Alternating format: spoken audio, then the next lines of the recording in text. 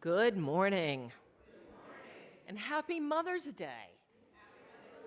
Thank you. My name is Charlene Reynolds-Santo. I'm a member of the Worship Arts team, and I use she, her pronouns. I would like to welcome you to the Unitarian Universalist Church of Redding's in-person and virtual Sunday worship service. Whoever you are, whoever the mother figures in your life have been, wherever you are from, whoever you love, whatever your faith tradition, you are welcome here. All are welcome here as we gather to create an understanding, welcoming, and family-friendly community. Here we nurture and explore individual spirituality, work to build a strong, loving community, and to help transform our world. If this is your first time with us, I'd like to extend a special welcome to you. If you haven't already, please look at our webpage at uuredding.org for more information about UUCR. Here you can learn about our beloved community and have contact with our staff. And if you're here in the sanctuary this morning, please feel free to speak with Rob or myself after the service if you have any questions. Melissa is also available. Now today, we have some special guests. We have Theo Knoll and Kathleen Sheehan, longtime church members, and they're going to help us lead today's service. Now take a deep breath. Sit back and enjoy this time together.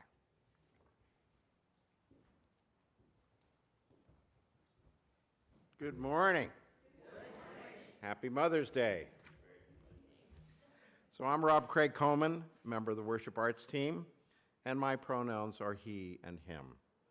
I am delighted to be here before you this morning.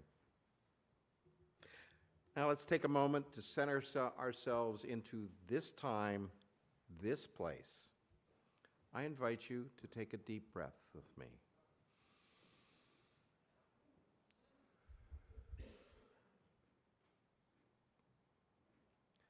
Let your seat fully take up its job of holding you.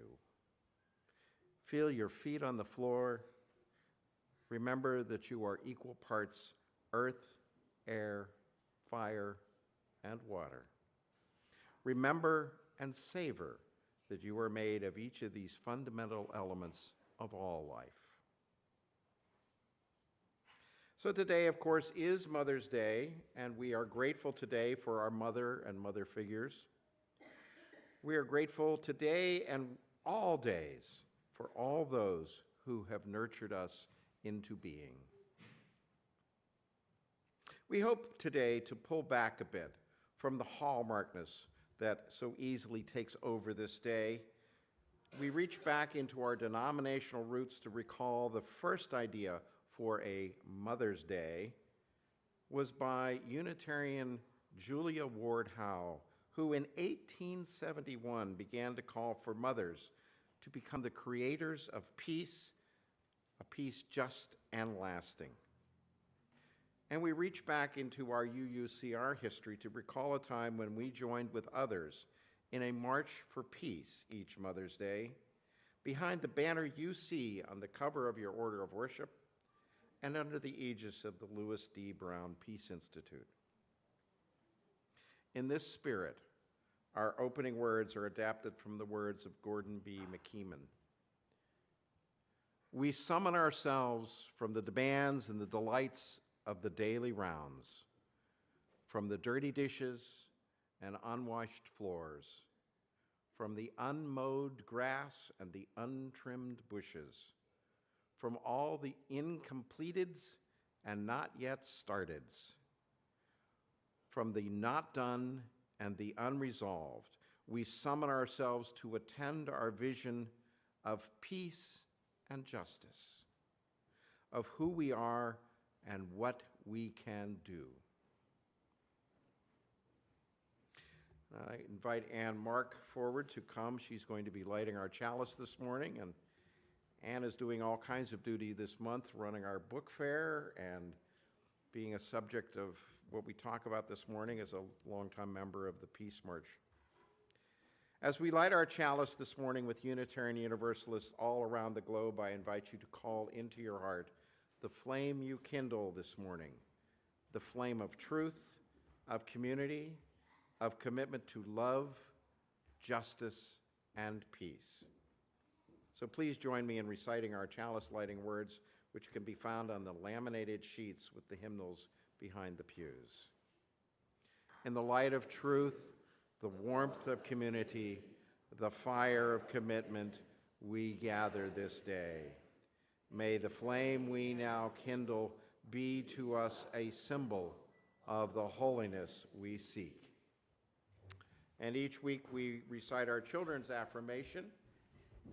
So we're going to give a moment for our helper to arrive. Good morning, Ethan. One more person. Got one more coming. We have to wait for one more. Here he is. Okay.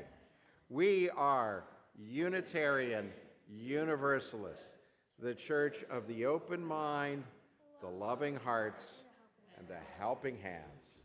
Thanks, guys. Please rise in body or in spirit and join in singing our opening hymn, number 1026, If Every Woman in the World.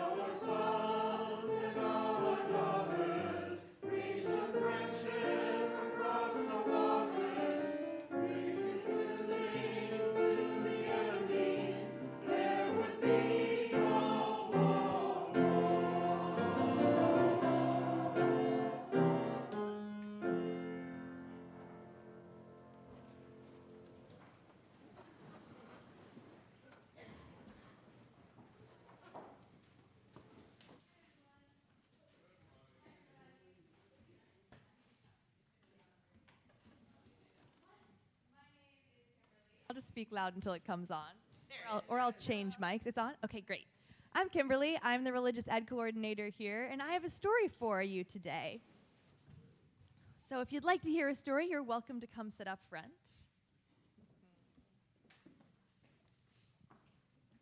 The story today was picked out by Theo, who you all know from Game Days, which we've just started calling Kids Community Days. But before the story, I have to ask you, what holiday is it? It's Mother's Day. You're right. Well, I'm going to tell you. I'm going to tell you about when it became a holiday, actually. Mother's Day was created a little over 100 years ago. So if you are around 10 years old, 100 would be your lifetime times 10. It sounds pretty far back, but it wasn't that long ago. At that time, lots of people were fighting in a war. There was a mother in Boston named Julia Ward Howe, who Rob mentioned. She called to all the mothers to stand up for peace. These wise mothers knew that the wars needed to stop. They wanted so badly to protect their children that were fighting and in harm's way. So they protested, spoke out, and stood strong together. So let's read our story. It's called Sometimes People March by Tessa Allen. Sometimes ants march. Sometimes bands march. Sometimes people march. Marching is something people do together when they want to resist injustice or when they notice the need for change. You can stay there, we're not quite there yet. It's okay. People march for many reasons. People march for things they care about and for people they love. People march for the health of their bodies and their communities and the world. People march for freedom to love and live and learn. Sometimes people carry signs to share their stories of resistance. People resist in many ways. Sometimes people resist with their voices. They might resist with words or with songs or art. People resist with meetings. They resist by standing up or sitting down or taking a knee. It isn't always easy. Feet get tired, arms get tired, hearts and hopes get tired. Sometimes problems seem too big or complex. But we do not march alone. Ants are stronger together. Bands are louder together. People are more powerful together. Sometimes, from feelings of fear or anger or injustice, comes the hope for change. Sometimes great change starts small with a brave question. Maybe your question. A question that calls people together. And together, we find the courage to march. That's the end. Well, thank you very much for turning my pages, Theo, and thank you for listening, everybody. Today we have mixed age music. We're working on some very special projects, so if you'd like to come along and join me, we'll head to Community Hall.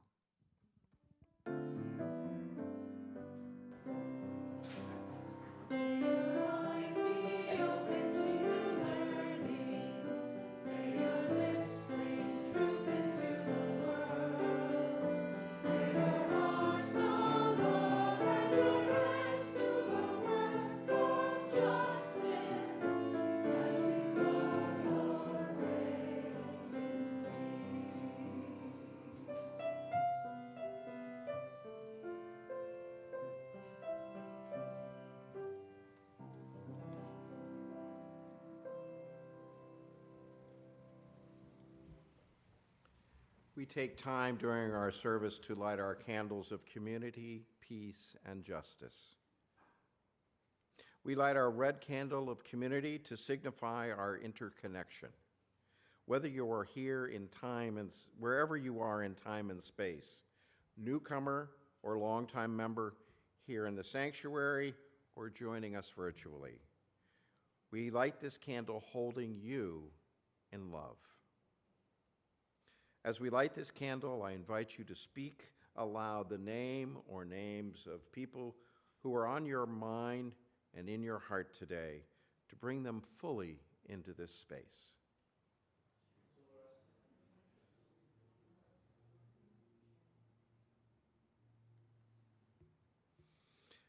We light our blue candle of peace for all the places worldwide where people live with the threat of war and violence. This week we were confronted by new escalations of violence and war in Gaza and Kashmir. We pray for peace and justice in those places and in all places. And we light our yellow candle of justice. Today we lift up the name of Romisa Ozturk, the Tufts grad student snatched off the streets of Medford and wrongfully detained for exercising her rights to free speech. We are glad for her release, while we continue to pray for the release of all the other people who are being wrongfully detained or imprisoned without their all-important rights of habeas corpus and due process. May all people everywhere be able to live their lives in freedom, and may we each do our part in the work for justice and liberation for all in the global community.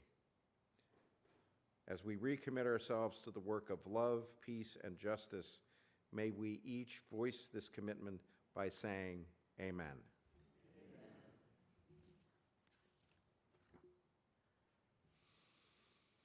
Our prayer today comes from Evan Carville-Ziemer, who titled it, Honoring the Deeper Voices. Spirit of life, today the advertising tells us what to buy for mom. Instead, help us to listen to and honor the deeper voices. Today, let us honor all of those who've made this world possible for us, those who did the hard work of building a better world for future generations. Today, let us honor the grief of those who have lost children through miscarriage, stillbirth, death, those who long for children, and those for whatever reason cannot be in touch with their children this day. Today, let us honor the grief of those who mourn for their parents, whether separated by death, dementia, or disconnection. Today, let us honor those who fill in for missing mothering, fathers, grandparents, foster parents, aunts and uncles, and many more. Today, let us honor the ways we have each been nurtured and mothered by the mothers who gave birth to us, by the parents who raised us, by those many others of all genders who have supported and nurtured us. Today, let us honor those who survived damaged and traumatic mothering. Spirit of life, help them heal. Let us remember that not every mother is ready for her children. Let us turn aside from the myths of motherhood on a pedestal and remember each parent is an imperfect human more in need of support than adulation, in need of our support. Today, let us honor those who are doing the hard work of nurturing, striving to meet not only the physical needs, but the many deep and complicated emotional and spiritual needs. Spirit of life, nurture and sustain them so that they may be the nurturers we desire. Today, let us honor all the ways each of us give to tomorrow, knowing there are multiple paths of meaning and more than one way to birth the future. May it be so. Amen. If you have a joy or a sorrow you would like to honor through lighting a silent candle, you're invited to come forward now.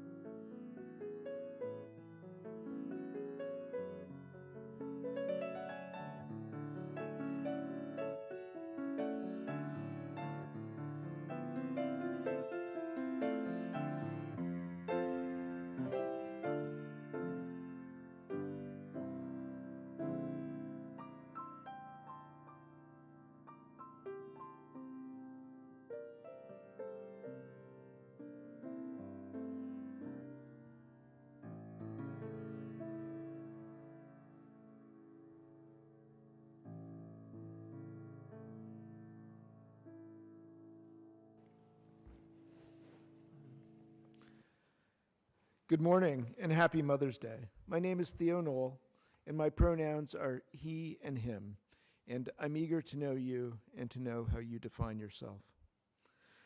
It's a real pleasure to be in community with you and speaking this morning. Sometimes we march. Often we march. And it takes a community to organize a march. Julia Ward Howe called for a Mother's Day for Peace, dedicated to the celebration of peace and the eradication of war. As expressed in what is called her Mother's Day Proclamation, Howe felt that mothers should gather to prevent the cruelty of war and waste of life, since mothers of mankind alone bear and know the cost. In 1996, Tina Cherry, now chaplain, created the Mother's Day Walk for Peace for mothers of murdered children to receive love and support from their neighbors. Tina Cherry created the Louis D. Brown Peace Institute in memory of her high school-age son, Louis D. Brown, who was killed in a crossfire on his way to a Teens Against Gang Violence meeting in Dorchester in 1993. Over the past 29 years, both the Peace Institute and the Walk has grown in size and support throughout Greater Boston. The Peace Institute is a leading and growing multi-service nonprofit serving survivors of gun violence and their families in order to prevent cycles of retaliatory violence. Programs include their peace curriculum, survivors outreach services, and healing support services. The Mother's Day Walk for Peace is a citywide beloved tradition, a celebration and the largest fundraiser for the Peace Institute annually. The walk itself is a 3-mile walk in Dorchester around Fort Point Park. The path has changed somewhat, and in its anniversary years, the march has also walked over 7 miles from Dorchester to City Hall.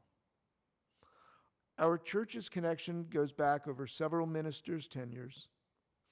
It started through the church's Social Action Committee as one of several concrete activities and partnerships. According to Ann Mark, our church archivist, Reverend Tim Kutzmark has a very strong personal connection with Tina Cherry. He suggested the Institute as a second offering recipient for the Social Action Committee back in 2008, and recalls attending the Peace Institute's offices with Holly Taylor and seeing their memorial wall of buttons dedicated to lost ones. On December 14th, 2008, Tina Cherry preached at the church and held a workshop after the service on the Peace Institute's themes of peace, love, unity, faith, hope, courage, justice, and forgiveness. UUCR's connection with the Peace Institute grew and took root in religious education because, in part, of the desire for concrete social mission activities for children and youth. It's a very straightforward activity and fully aligns with our values and our UUCR principles. Director of Lifespan Religious Education, Sally Lieberman, also led children's Mother's Day walks for peace around the church on Mother's Day in solidarity with the walk itself. Our peak so far was a large 2-bus walking team sometime around 2013, 2014, with over 65 congregants, adults and youth walking. This is a really large organizing effort led by Robin Matzke and Melissa Plowman and others on the RE committee. The Institute connects to our values. The walk is a tangible way to show support, both physical and financial. It's also a community builder within our church community, bringing individuals, families, younger and older walkers together. Violence is so shocking and common. These walks help connect us both within UUCR and outside our walls with others. Marching whenever we do it, wherever we do it, is one way to express our values. It's important for us to do what we can, when we can, and how we can. These walks inspire me, Reverend Laura inspires me, and all of you inspire me too.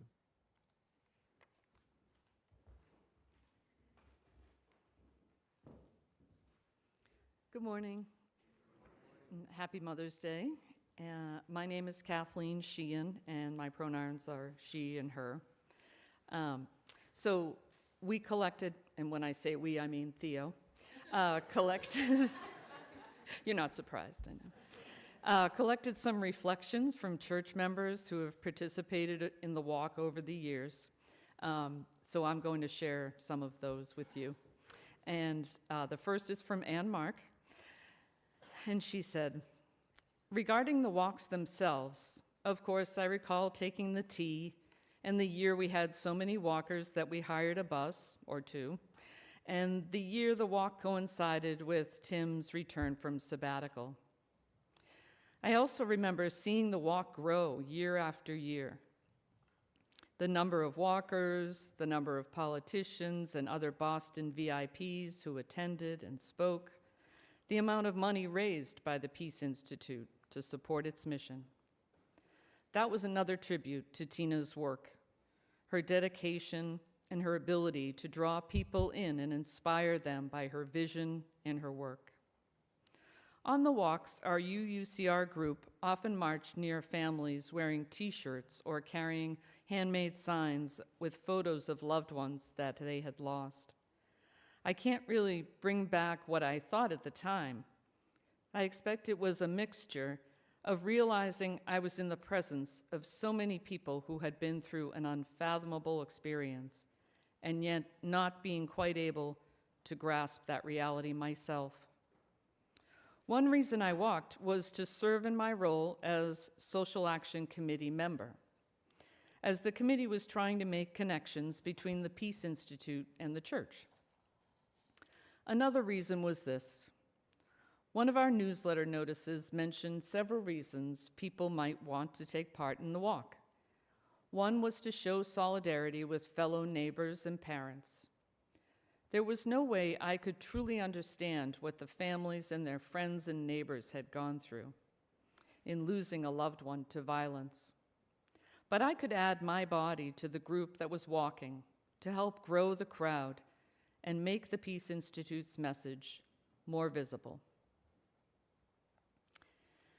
And this from Carolyn Whiting. I think that the Louis D. Brown Peace Institute is a great organization, so I enjoy supporting them, whether by walking or by donating or both. I have walked with my former employer's team and with the UUCR team, and I enjoy the walking, singing, and chanting, both with people I know and a diverse group of people whom I don't know. I have occasionally encountered people whom I knew while participating in the walk. One person from work, one person from Reading, and both times that was an unexpected pleasure. I enjoyed carrying my Fellowship of Reconciliation Peace Flag, an organization in which Martin Luther King Jr. was involved. It's an uncommon flag, so it can help to keep a group together in a large, moving crowd.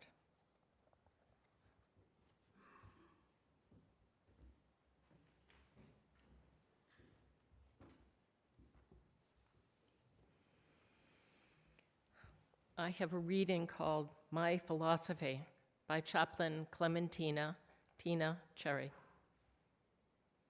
After my son Louis was murdered in 1993, I relied heavily on my faith to lead me towards healing and inner peace. I did not want always to focus on who killed my son. I wanted instead to lean on the assets around me, my family and my community. There are assets in every circumstance, everywhere. It is my belief that focusing on these is paramount to healing. As a chaplain, my guiding philosophy is that families of murder victims be treated with dignity and respect, regardless of the circumstances of that murder. It is also my belief that society should focus on the needs of the families of the victim, just as society focuses on the rights of the accused or offender. These beliefs inspire me each day to do the work I do, leading an organization focused on healing and restoring our communities after a murder. Murder is a painful experience, one that I still struggle to capture in words. Thus, I ask myself, what can we do to help others see that peace is truly a choice? Choosing peace is not a one-day event. There is no one-size-fits-all for truly living peace. But what has helped me on my journey are the 7 principles of peace: love, hope, unity, faith, courage, justice, and forgiveness, along with prayer and planning. After 2 decades, I can truly and honestly say that I do this work because it is my purpose here on earth. I am called, and with these 7 principles, I am equipped to be an agent of God's peace. I have surrendered to the calling, and this is why I do this work. Through my pain, I have found my purpose, and with passion in my heart, I am standing on a solid foundation built on peace. I invite you to travel this journey with me and discover the next steps of your own spiritual journey towards inner peace through these 7 principles of peace.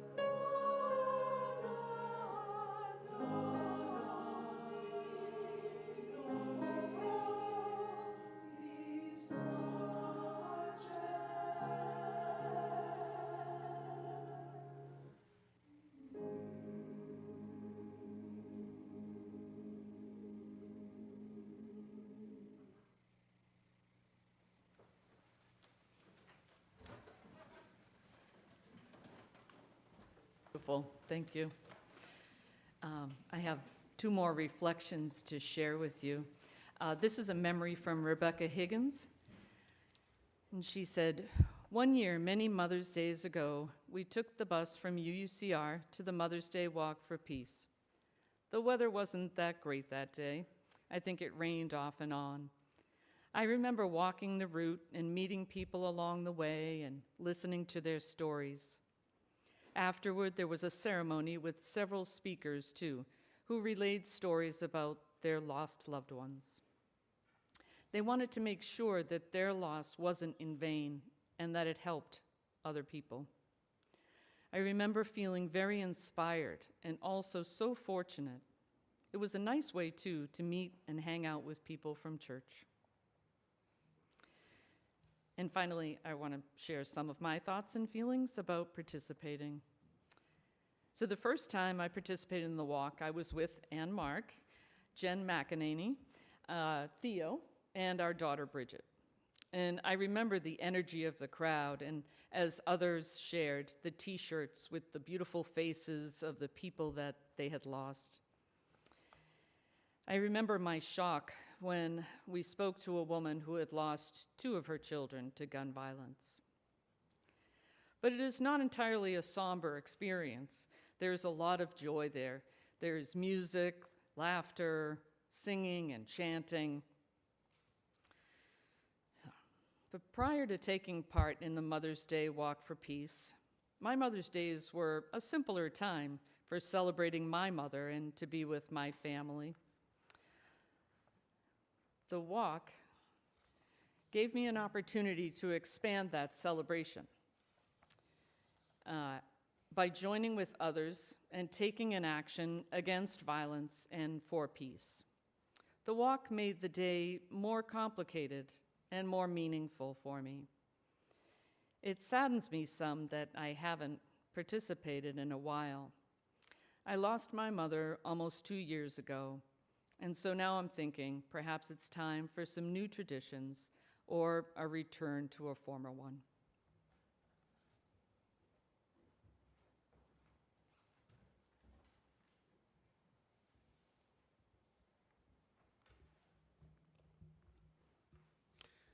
Thank you, Theo and Kathleen, and for all the folks whose words were shared with you today. We have one last reading.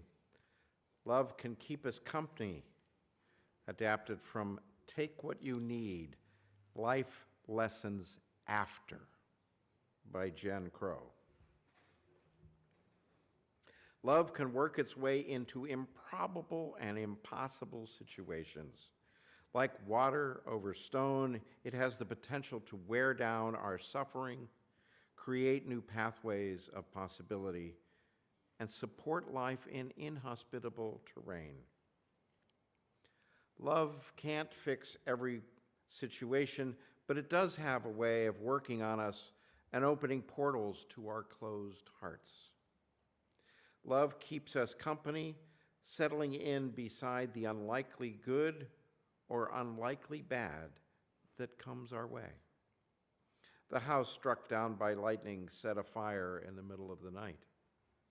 The child lost. The immigration case that goes well or poorly. The lottery ticket and the car accident. The diagnosis and the deliverance from evil. None of it deserved, all of it happening all the same. Love cannot fix everything, but it can keep us company. It can help us imagine ourselves through the perspective of others, the ones who won't give up, who whisper through the ages. Let's see what a little love can do.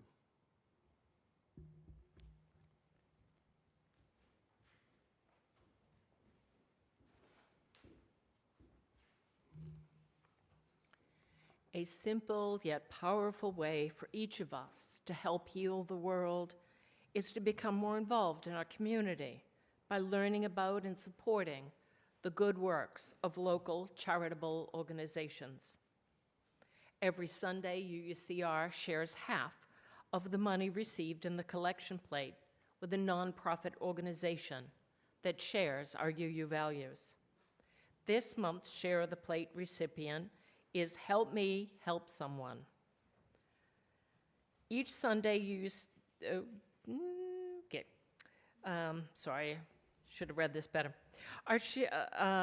Help Me Help Someone is an all-volunteer social network in Burlington that promotes and encourages kind and charitable deeds. It provides assistance to anyone in need. Things as mundane as a haircut, a ride to a job interview, old books, or kitchen utensils could mean the world to someone. Help Me Help Someone connects individuals who want to help others with people in need, right in their own community. They also provide care packets for children experiencing food insecurities, individuals experiencing homelessness, victims of sexual assault, and moms experiencing economic struggles. Our congregation exists and thrives through the gifts of those who call this place their spiritual home. If you are here with us in the sanctuary, please put your gift in the collection plate as it goes by. Otherwise, you may make a gift online or send in a check. Please give as generously as you are willing and able to either share the plate offering to support Help Me Help Someone and the mission of UUCR. Now, if this is your first time with us, just let the plate pass you by. Your presence is gift enough. Thank you.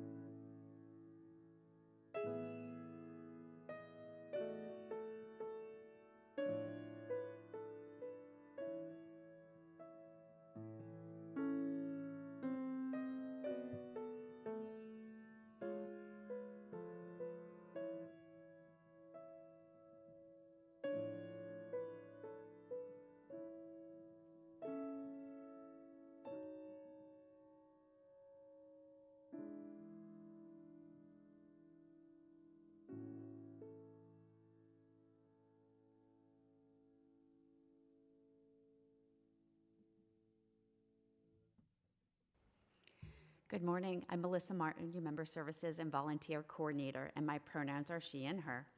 In our congregational life this week, it's going to be a very busy week, so please see the newsletter for full details about this week's invitations, including Buddhist meditation on Monday with Ken, Building Resistance and Resilience with Reverend Laura on Tuesday, Liberal Ladies and Friends Gathering on Wednesday, where Suzanne Sullivan is going to share some book recommendations, and you can also come with your own. And Rise Up Singing drop-in on Friday. Thank you, AJ. Next Sunday is our May annual meeting of the members. It'll take place here in the sanctuary in place of our weekly worship service. Watch your email for additional warrant information or related links. After the meeting, please stay for a little bit to participate in our social hour with a social justice activity led by our Love is a Verb team. For today, thank you to Ann Mark for spearheading our book drive that ends today. And thank you to our youngest congregants in our religious education program for leading the way with the t-shirt fundraiser that is wrapping up today as well. If you haven't had a chance to place your t-shirt order to support the Pink Haven Coalition, please see Kimberly in the atrium today. Thank you to all who made this beautiful service possible, especially our amazing leaders, Theo, Kathleen, Rob, and Charlene, our wonderful choir, our tech team, Robin and Jamie, our ushers, Alec, Joe, and Bob. And our social hour host today is Martha, who put out a beautiful spread, so please go and enjoy. And our beautiful chancel flowers were donated today by Kitty and Rob Craig Coman. Thank you. Thank you all for being a vital part of our congregational life. And now please rise in body or in spirit and join us in singing our closing hymn, number 100, I've Got Peace Like a River. We'll sing verses 1, 2, 3, and 6.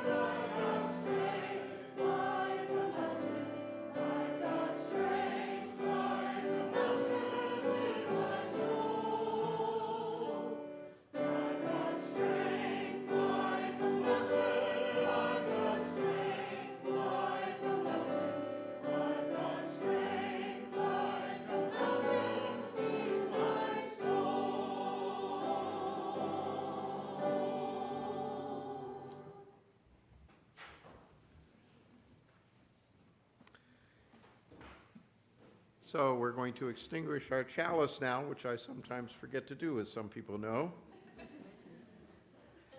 So the words for our chalice extinguishing, again, are on the laminated sheets. We extinguish this flame, but not the light of truth, the warmth of community, or the fire of commitment. These we carry in our hearts until we are together again. Our intention today was to share with you some history of Mother's Day as more of a higher calling, not just a hallmark moment. We hope that what we've shared today inspires you, individually and or collectively, to take up the cause of peace in every aspect of your life and or our shared lives. In that spirit, our closing words are adapted from ones created by Jerry Kisbob, Hildebrand, and Shirley Ann Rank. We have joined together this day with loving minds, hearts, and hands, embracing the interconnected web of earth, air, fire, and water. May we light a fire of sustaining hope, ever bright with love and justice. May we bring forth this day new wisdom, strength, and courage to create a new world, not of wealth, but well-being. A world of peace and abundance for all. Rising to calls deep within us, may we respond today and always with courage, with love, and with peace.